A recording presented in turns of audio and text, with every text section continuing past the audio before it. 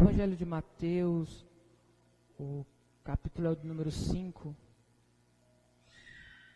Tira o grave, por favor. Todinho. Evangelho de Mateus, capítulo é o de número 5.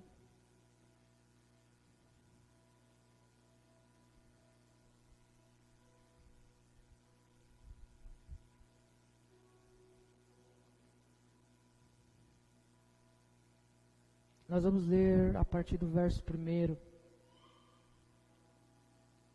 Evangelho de Mateus, capítulo 5, a partir do verso 1. Baixa um pouquinho o fundo, por favor. Diz assim a Escritura Sagrada: Vendo Jesus as multidões, subiu ao monte, e como se assentasse, aproximaram-se os seus discípulos. E ele passou a ensiná-los, dizendo: Bem-aventurados os humildes de espírito, porque deles é o reino dos céus. Bem-aventurados que choram, porque serão consolados. Bem-aventurados os mansos, porque herdarão a terra. Bem-aventurados que têm fome e sede de justiça, porque serão fartos. Bem-aventurados os misericordiosos, porque alcançarão misericórdia. Bem-aventurados os limpos de coração, porque verão a Deus. Bem-aventurados os pacificadores, porque serão chamados filhos de Deus. Bem-aventurados os perseguidos por causa da justiça, porque deles é o reino dos céus. Bem-aventurados sois quando, pois, por minha causa, vos injuriarem e vos perseguirem mentindo, disserem todo o mal contra vós, regozijai-vos e exultai, porque é grande o vosso galardão dos céus. Pois assim perseguiram os profetas que vieram antes de vós. Amém, queridos? Hoje eu queria pensar com vocês hoje, sobre o tema as 8 virtudes do caráter de um cristão. 8 virtudes que um cristão precisa ter, baseado no texto em que nós lemos. E Jesus está pregando o maior sermão da história, o Sermão da Montanha. E esse sermão está sendo pregado pelo maior pregador que já existiu, o Senhor Jesus. E as bem-aventuranças são 8 virtudes que um cristão verdadeiro e maduro, ele possui as 8. E as bem-aventuranças é a receita da verdadeira felicidade. Vocês me perguntam, Pastor Pedro, a verdadeira felicidade existe? Sim, ela existe e ela é possível. E a receita da verdadeira felicidade está nas bem-aventuranças. Daniel, por favor, vem aqui. E a verdadeira felicidade não é um prêmio, é um presente. Não é merecimento, é graça. Charles Haddon Spurgeon dizia que o Antigo Testamento terminou com maldição e o Novo Testamento se abre então com a bem-aventurança. Só um instante, gente.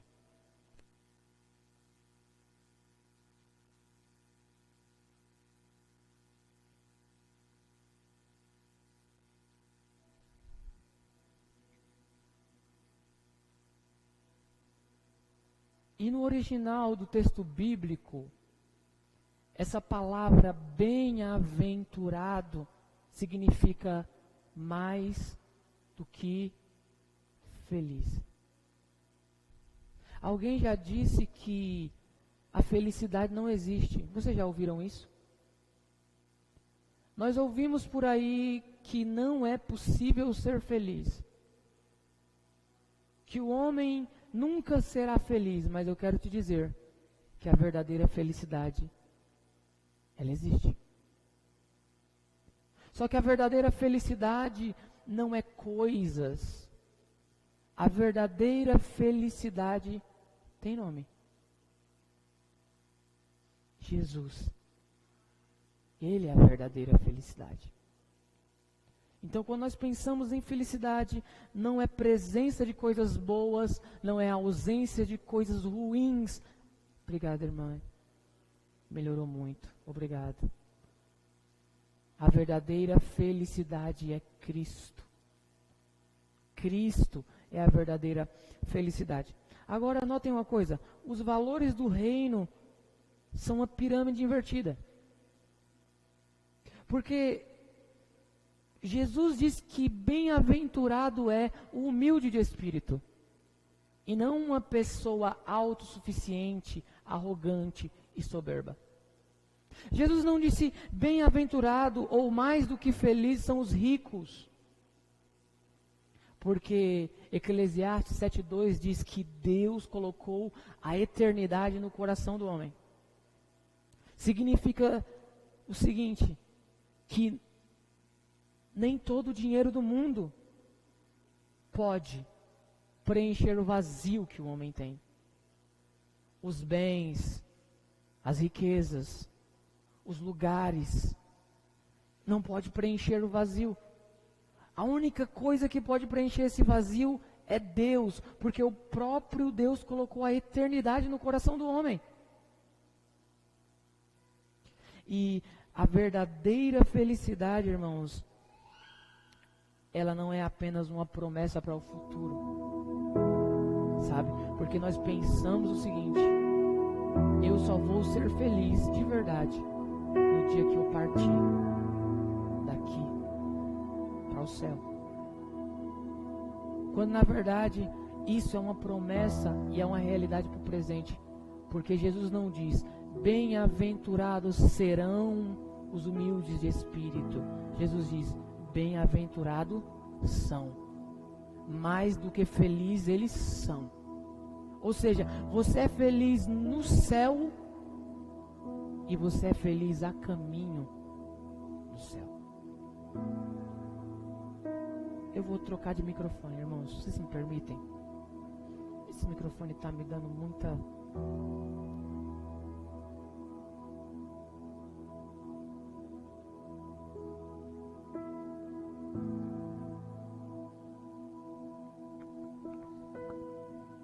Dois, três.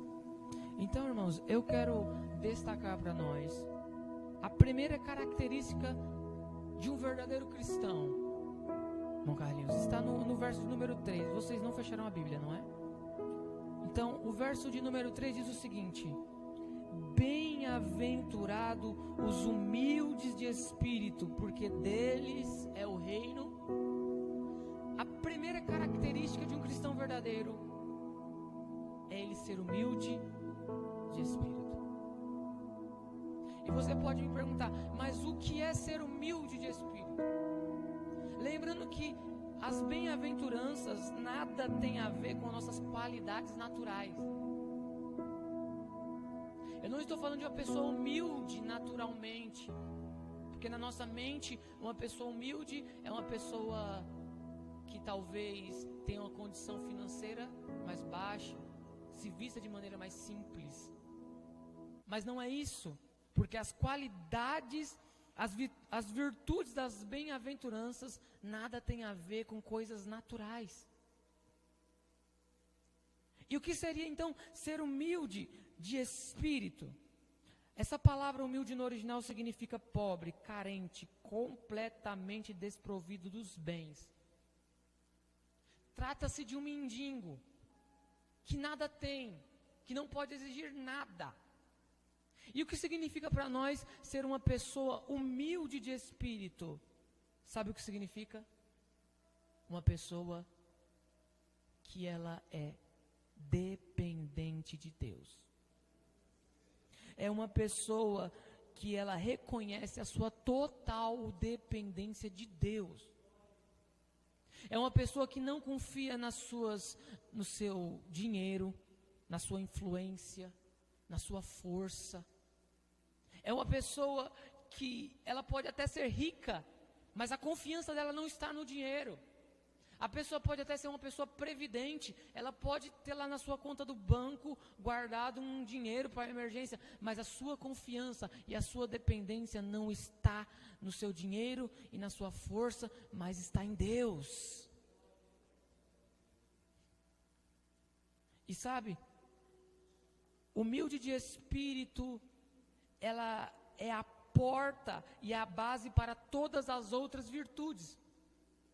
Entenda uma coisa, se nós não formos humildes de espírito, nós não podemos ter as outras virtudes. Ela é a porta, ela é a base para as outras. Se nós não tivermos humildade de espírito, nós não podemos ter as outras. Agora, eu sei que você é uma pessoa que depende de Deus. Mas essa dependência de Deus, você depende de Deus somente quando as coisas vão mal? Porque nós temos um péssimo hábito de que quando está dando tudo errado, aí nós levantamos as nossas mãos aos céus e dizemos: Senhor, eu dependo de Ti. Mas essa dependência é aquela dependência, irmãos, que pode estar bom ou ruim. Você pode ter dinheiro, ou como pode não ter dinheiro. Você pode estar vivendo um momento feliz da sua vida, você pode estar vivendo um momento triste. Você é dependente de Deus. Alguém já disse assim: olha, eu sou dependente de Deus até para amarrar o cadarço do meu sapato. E eu digo que isso é verdade. Porque nós somos totalmente dependentes de Deus. Se Ele não te der o fôlego de manhã, você não levanta. Se Ele não te der saúde, você não consegue fazer nada.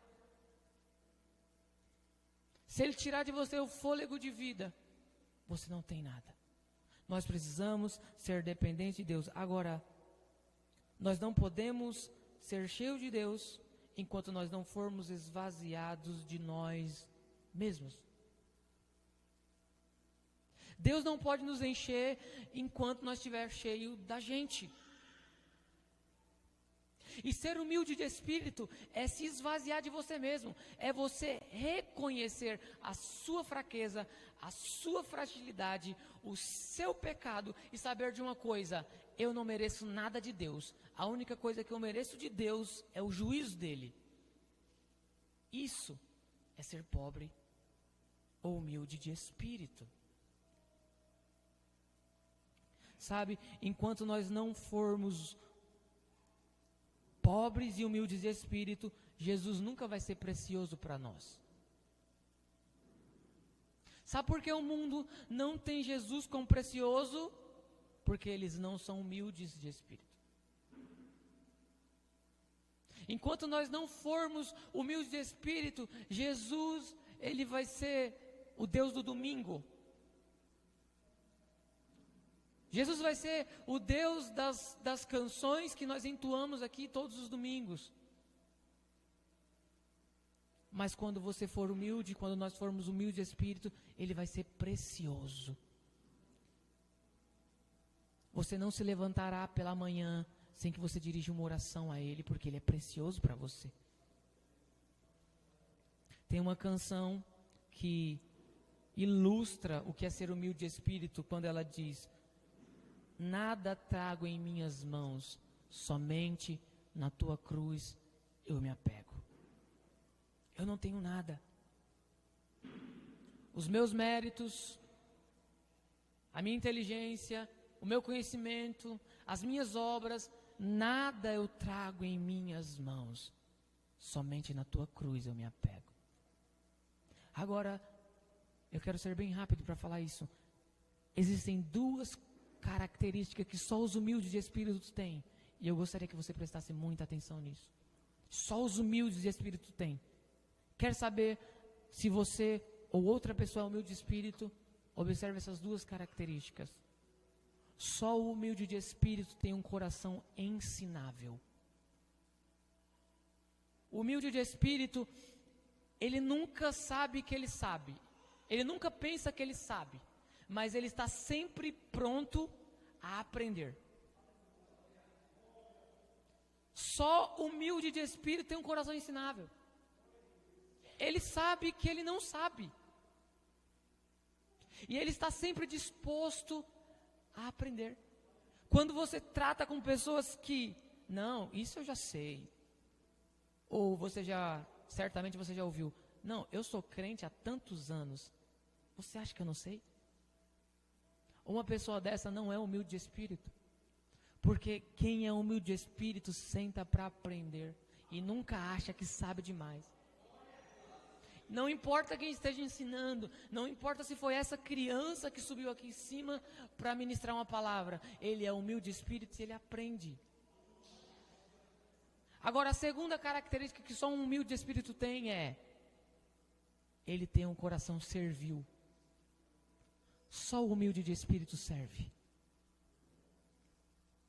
Não, mas eu sou um pastor, eu sou um presbítero, eu sou uma missionária, eu não vou servir.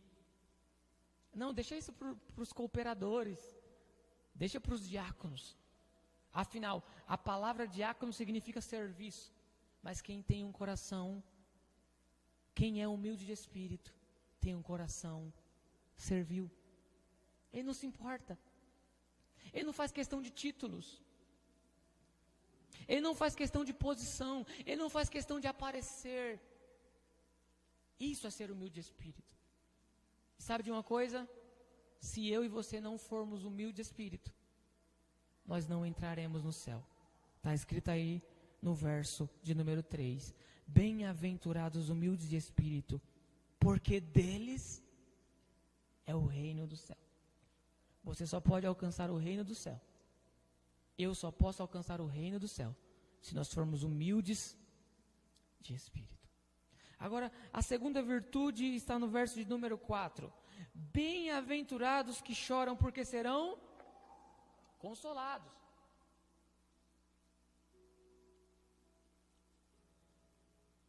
Bem-aventurados que choram. E aqui, irmãs, existe um paradoxo muito grande no cristianismo. Nós poderíamos traduzir essa frase como: felizes os infelizes. Agora a pergunta é: que choro é esse? Como eu te disse no início do sermão, essas virtudes das bem-aventuranças nada tem a ver com as nossas qualidades naturais. É algo que é dado pelo Espírito. Porque você pode me dizer: então eu sou bem-aventurado, então eu sou feliz, porque eu sou uma pessoa emotiva. Não é isso que Jesus está tentando nos dizer. Mas que tipo de choro é esse? No original, a palavra chorar aqui traz a ideia de um sofrimento profundo, como a perca de um ente querido. Não é um choro daquelas lágrimas que descem do nosso rosto, onde são apenas lágrimas, não dá nem para borrar a maquiagem, mas é um choro desesperado, como se você tivesse perdido alguém íntimo. Agora, que choro é esse? Porque nem todos os que choram são consolados, nem todos os que choram são felizes. Gabriel, esse choro é o choro pelo pecado. E não pelo pecado dos outros, pelo nosso próprio pecado. Porque nós temos chorado, irmãos. Nós temos chorado.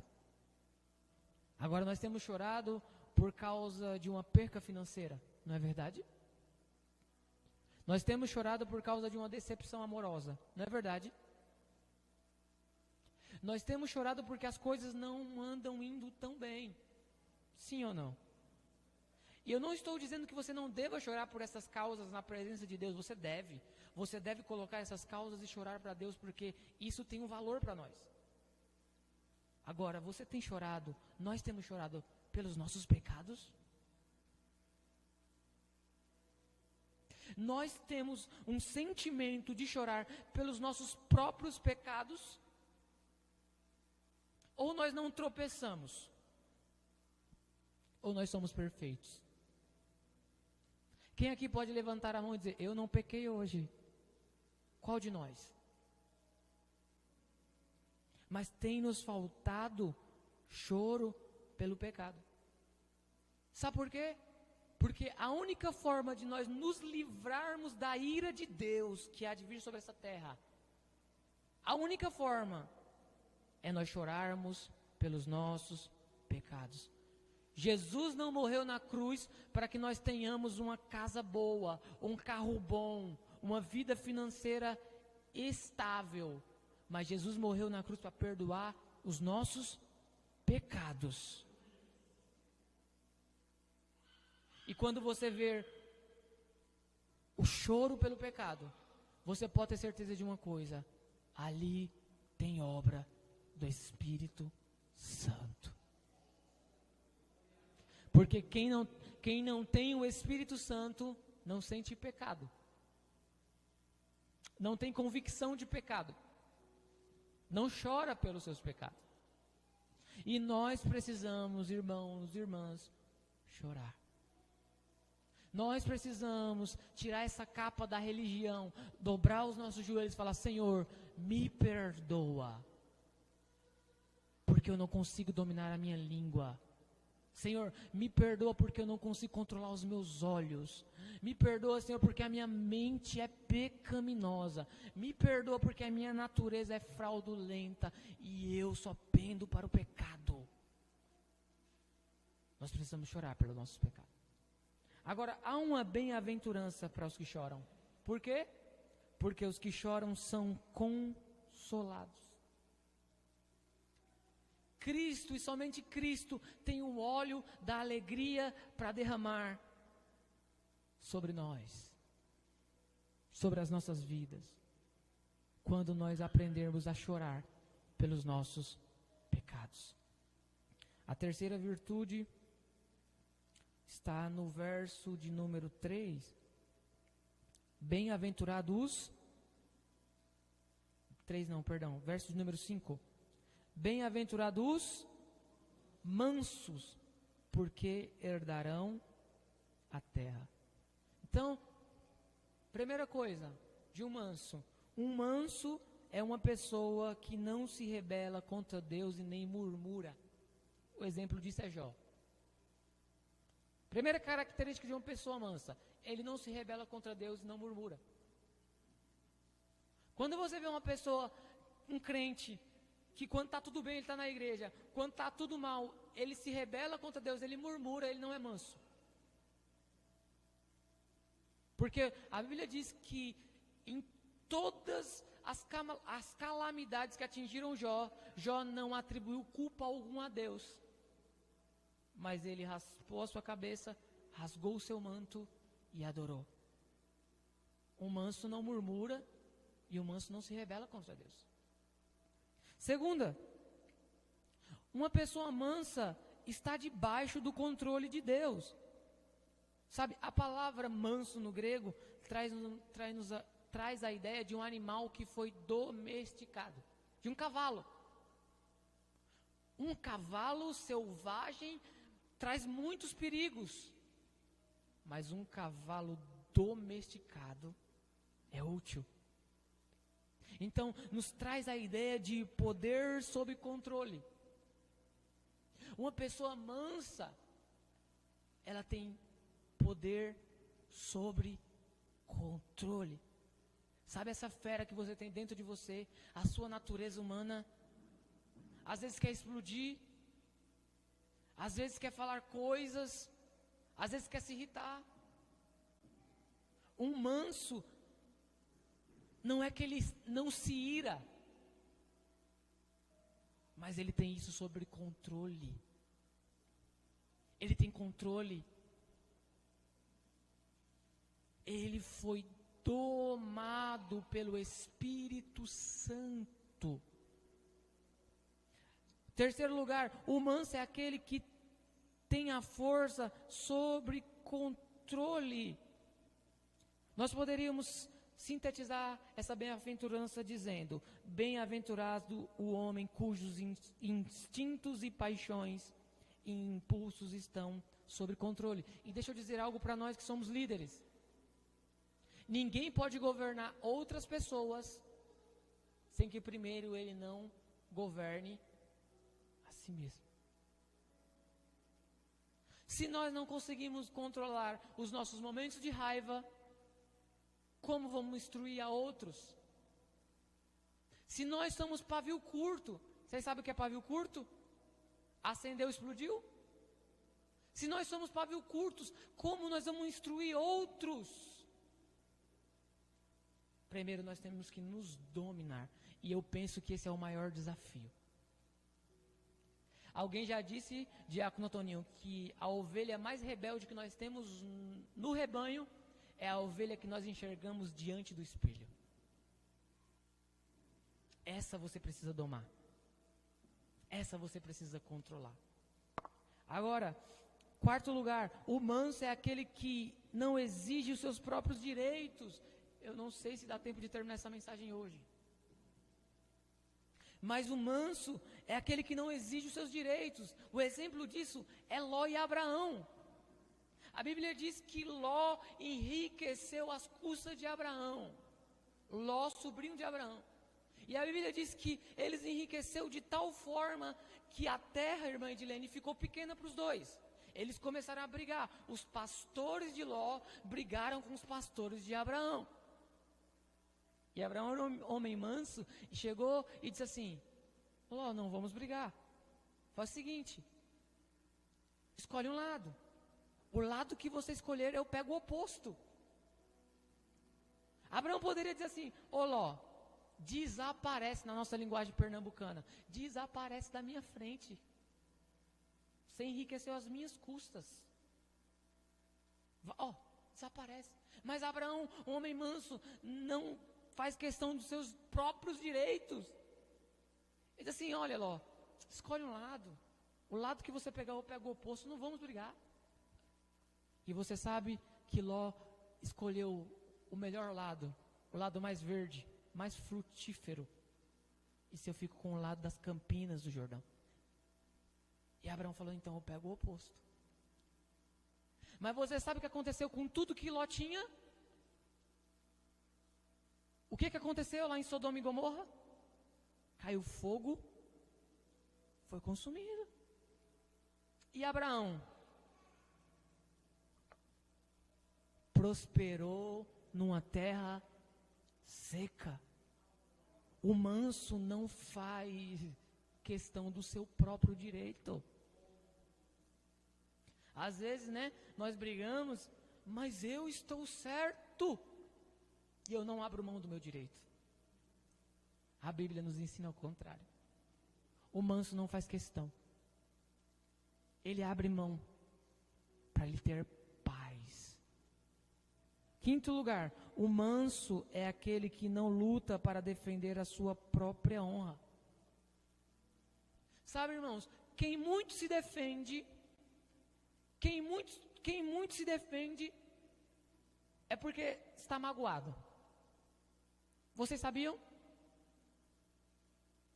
Porque quando nós estamos sarados, irmãos, quando nós estamos bem, nós não fazemos questões. Nós suportamos as injúrias. Nós somos longânimos, o nosso ânimo é espichado ao máximo, ao máximo, ao máximo. E uma pessoa mansa tem longanimidade. Ela é tardia em irar. Sabe, a palavra tardio em irar no grego traz-nos a ideia de uma pessoa que é retardado mental. Incrível isso, não é? É como se alguém falasse com você e você, nem aí. O manso não luta para defender a sua própria honra. Mas mais do que isso, irmãos, o manso é um cidadão do céu. Perceba que os valores do reino é a inversão dos valores da terra. Se o nosso valor na terra é brigue pelos seus direitos, o valor do reino é abra mão dos seus direitos. O valor da terra é quando alguém te injuriar, defenda-se. O valor do reino qual que é? Suporte calado. Mas aquele que suporta calado está no verso de número 5. Herdarão a terra. E que terra é essa? O céu. Quarta virtude. Eu vou tentar ser rápido. Bem-aventurado, versículo 6. Bem-aventurados que têm fome e sede de justiça, porque serão... Sabe o que significa ter fome e sede de justiça? É que você tem um bom apetite espiritual. Ter fome e sede de justiça é você ter fome e sede de Deus, do reino de Deus, das coisas de Deus. Ter fome e sede de justiça, irmãos, é onde tem um culto você está. Onde tem uma reunião você está. Onde tem uma palavra sendo ministrada você está. Você tem fome de Deus. Você tem sede de Deus. E uma coisa interessante é que quem tem fome e sede de justiça quer sempre mais. Ele está satisfeito, mas nunca está saciado. Ele ama a Deus. Ele quer amar mais. Ele ora. Ele quer orar mais. Ele lê a palavra, mas ele quer ler mais. Quem tem fome e sede de justiça não está saciado. Há um cantor que é contemporâneo nosso, ele diz assim: olha, Senhor, me faz te amar mais. Uma mesma canção dele, ele diz assim: Senhor, me faz te amar mais do que ontem. Por quê? Porque quando nós temos sede e fome de justiça, nós queremos mais, mais, mais e mais. Nós queremos fluir Deus, nós queremos conhecer Deus, nós queremos amar a Deus. E sabe, nunca haverá um tempo que alguém possa se levantar e dizer assim: eu conheço Deus plenamente. Não existe. Porque João 17:2, Jesus disse: a essência da vida eterna é conhecer a Deus e a Jesus Cristo, a quem Ele enviou. Sabe o que isso significa, irmãos? Que nós somos feitos e criados para conhecer Deus. Aqui na terra e na eternidade. E nem aqui nessa terra e nem na eternidade alguém poderá se levantar e dizer assim: eu conheço Deus plenamente. Isso é impossível, porque Deus, Ele é inesgotável. Inesgotável. Ninguém pode conhecer Deus plenamente. Ninguém. E a essência da vida eterna é conhecer a Deus. Você não vai chegar na eternidade e vai chegar assim, John, e vai falar assim: poxa, que tédio aqui na eternidade, hein? Já cansei. Já vi de tudo. Isso é impossível. Impossível. Deus é inesgotável. Inesgotável. Vocês têm noção disso? Ele é inesgotável. Não haverá um tempo que nós possamos dizer: eu conheço a Deus. Não haverá. Quinta virtude. Versículo 7. Bem-aventurados os misericordiosos, porque alcançarão Olha, Jesus lançou os alicerces de ser humilde de espírito, chorar, ser manso, ter fome e sede de justiça. Agora Ele vai lançar os alicerces do fazer. E a quinta virtude é: seja uma pessoa que exerce misericórdia. E a palavra misericórdia, no hebraico, é a capacidade de você entrar em outra pessoa. É a capacidade de você entrar numa pessoa, você olhar com os olhos dessa pessoa, você ouvir com os ouvidos dessa pessoa, você pensar como aquela pessoa pensa. É muito mais do que só se compadecer.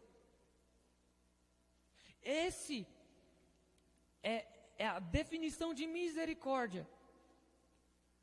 Agora, o maior exemplo de misericórdia foi Jesus. Porque o Senhor Jesus, Ele tinha misericórdia.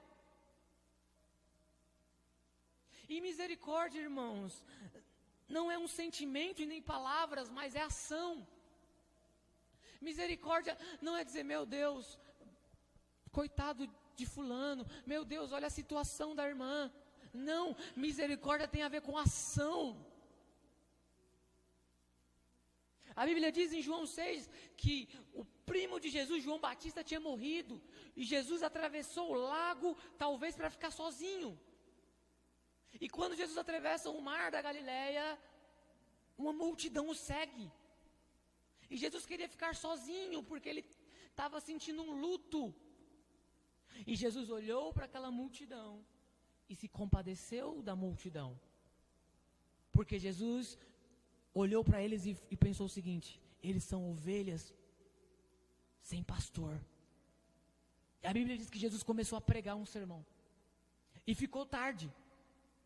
E aí os discípulos dizem assim: olha, despede, porque está ficando tarde. E não bastaria 200 denários para nós alimentarmos eles. Despede, Jesus. Jesus disse: não. Quem tem fome precisa comer. E Jesus multiplica pães e peixes para uma multidão faminta. Misericórdia tem a ver com ação. Sabe o que Jesus está tentando nos dizer? Seja misericordioso com os outros e Deus terá misericórdia de você. Você quer que Deus tenha misericórdia de você? Exerça misericórdia com o outro. Quando o seu próximo pecar, não termine de derrubar ele, não. Exerça misericórdia. Porque é assim que Deus vai te tratar. Se você exercer misericórdia com o seu próximo, Deus terá misericórdia de você. Olhe para as pessoas com um olhar de misericórdia. Os mais fortes suportam os mais fracos. Os mais fortes, às vezes, têm que engolir seco e exercer misericórdia. Sabe quando você socorre o necessitado?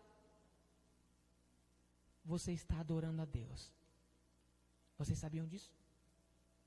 Quando você tem misericórdia de alguém e você socorre essa pessoa com ação, com obra, você está adorando e louvando a Deus. Sexta misericórdia, ou sexta virtude do caráter do cristão, está no verso número 8. Bem-aventurados os limpos de coração, porque verão a Deus. Quando a Bíblia trata de coração, a Bíblia não está tratando apenas do órgão coração, mas está tratando do homem na sua totalidade. E o coração limpo significa um coração que não é dividido. Isso significa que esta sexta virtude significa o seguinte, Nilda: bem-aventurado é o homem cujo seu coração é completo de Deus. Não há ídolos no seu coração. E às vezes você pensa assim: não, mas eu não me prostro diante de uma imagem, eu não tenho um santo na minha parede. Mas o ídolo pode ser pessoas, pode ser coisas, pode ser objetos.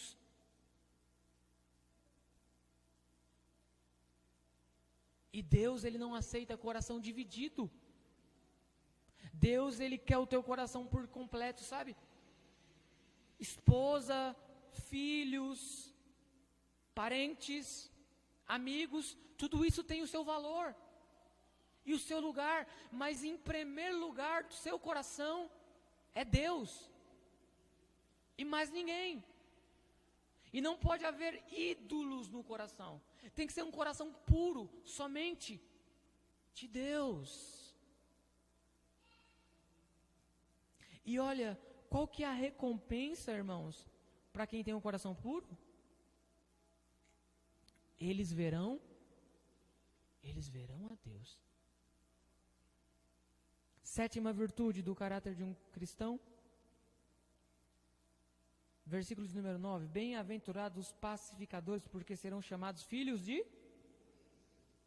A palavra paz nunca significa ausência de conflito.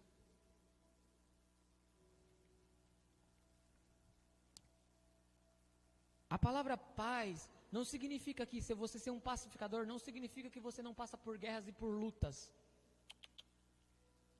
Significa que você tem paz com Deus, consigo mesmo e com o próximo. Não é você não ter lutas, é você ter paz. Não é você não ter dificuldades, é você ter paz. E vocês sabem de uma coisa, queridos, que nós só teremos paz com Deus quando nós tivermos paz com os homens. Não tem como nós ter comunhão com Deus se nós não tivermos comunhão com os homens criados à imagem e semelhança de Deus.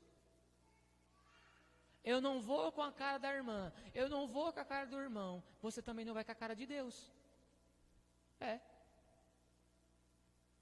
Porque Deus o criou. Deus criou a irmã e o irmão que você não vai com a cara.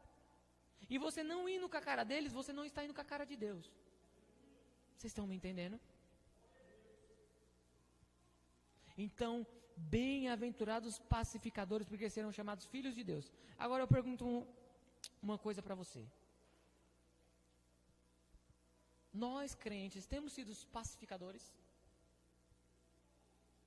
Nós temos sido o tipo de crente que quando vê uma briga, uma contenda, é aquele tipo de crente que coloca mais lenha na fogueira, ou nós somos pacificadores?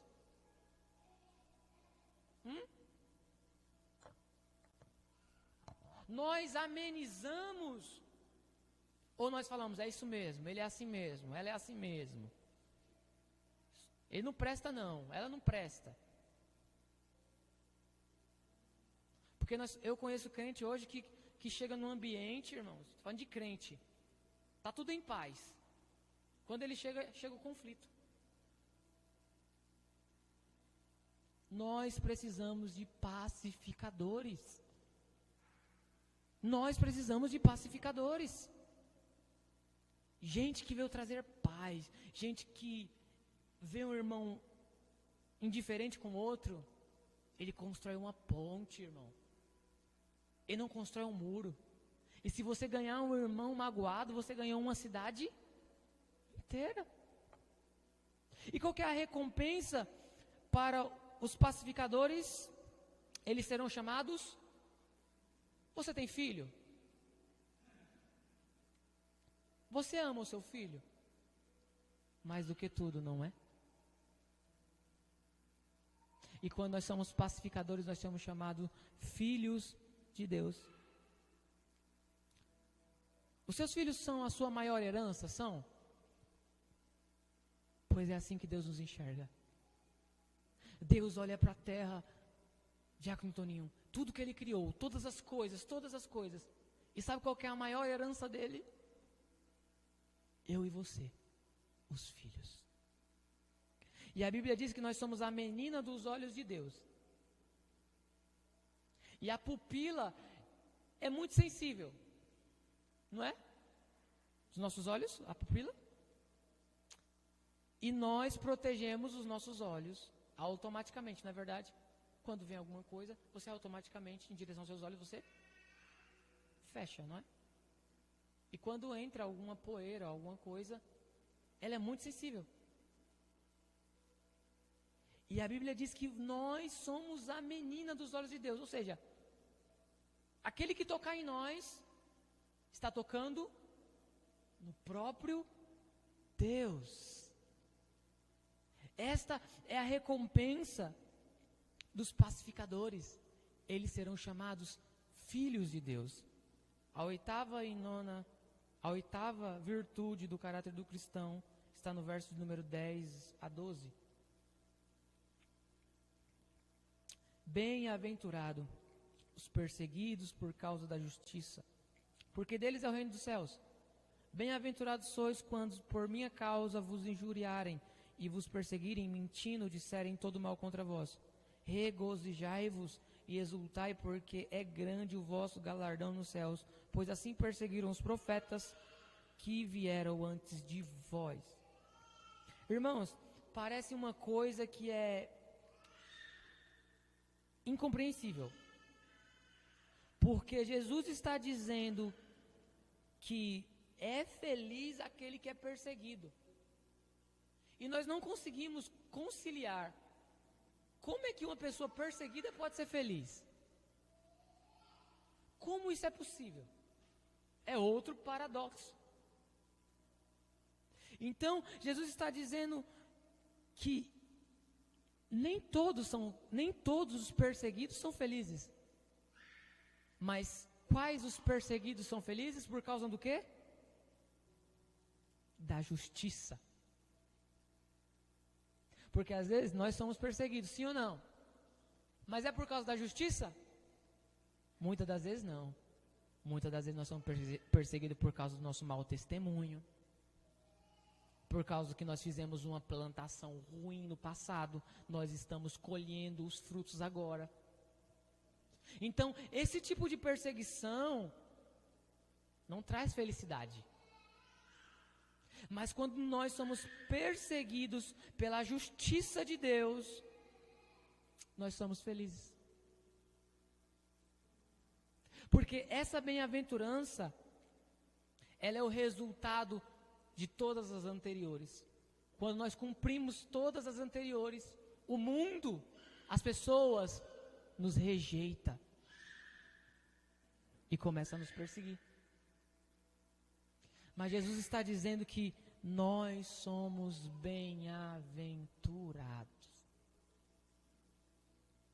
Qual crente aqui que nunca foi perseguido por assumir a sua fé?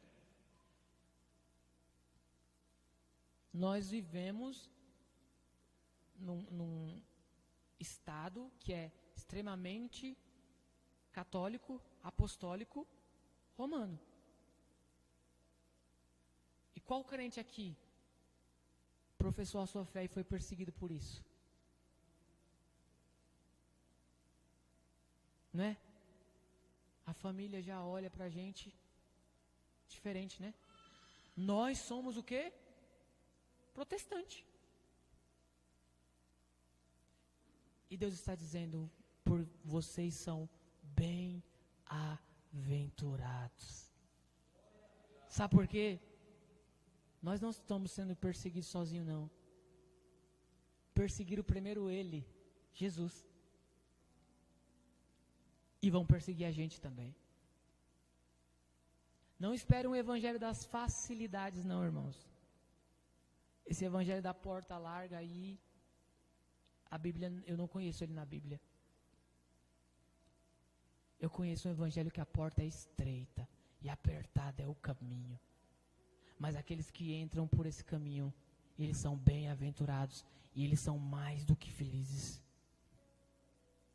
Mais do que felizes. E se eu não acreditasse nisso, eu não estaria pregando. E se eu não acreditasse nessa mensagem, eu não estaria pregando a vocês. A verdadeira felicidade existe. E nós só encontramos ela em Jesus. Em mais ninguém. Nós podemos ficar de pé?